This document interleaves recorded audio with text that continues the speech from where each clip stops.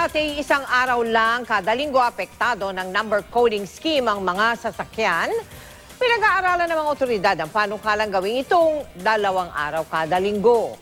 Nakatutok si JP Soriano.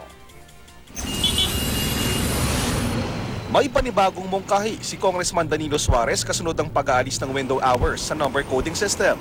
The Department of Transportation should have a prescribed schedule of banned vehicles per day. For example, 1, 2, 3 for December 1, 4, 5, 6 for December 2, and so on.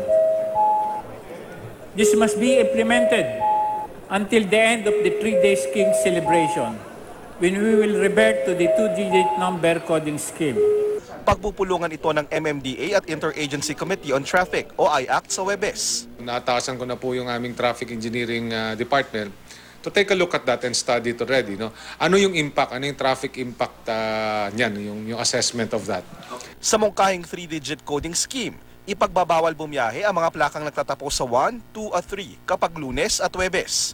Ang nagtatapos sa 4, 5, 6, bawal kapag Martes at Biyernes. At kapag 7, 8, 9 at 0, bawal kapag Miyerkules at Sabado. Ang effect po niyan, one day would have four ending numbers na bawal. Okay?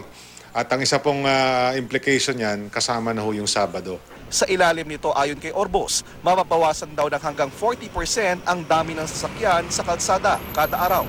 Suportado ito ng transport group na Pasang Mazda, pero apelan nila. Ang public transport, exempt muna natin sapagkat talagang maraming mahirap na kailangan ng commuter. Pero ang ilang motorista, umaalma na. Pati tayo dyan. Siyempre, mahirap yung ganun dahil lalo na yung Christmas rush, naghahabol tayo ng oras. Sa trabaho, ganun din. Kung Christmas lang, ano lang yung Christmas, okay yon. Pero kung pagdating na ng mga siguro hindi na yon. Pero sabi ng MMDA, pag-aaralan daw nilang mabuti ang mga agam-agam na mga motorista pati na rin na mga commuter. Pero sa isang linggo, iaanunsyo na raw nila kung ipapatupad ba o hindi ang 3-digit coding scheme sa Metro Manila. JP Soriano, nakatutok 24 oras.